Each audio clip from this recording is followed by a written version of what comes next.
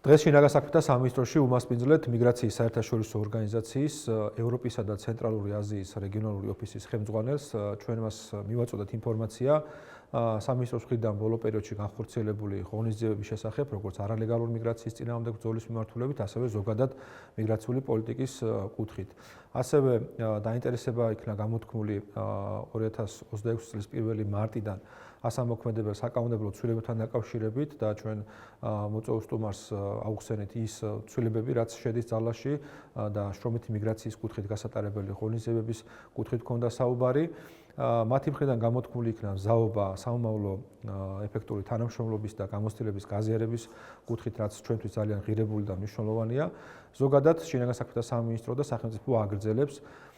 ეროვნულ ინტერესებზე დაფუძნებული მიგრაციული პოლიტიკის განხორციელებას, რაც გულისხმობს ერთის მხრივ ქვეყანაში მყოფი არალეგალ მიგრანტთა მიმართებაში მკაცრი ღონისძიებების გატარებას, ასევე იმ კონკრეტული საკანონმდებლო ცვლილებების პრაქტიკაში განხორციელებას, რომელიც ხელს უწყობს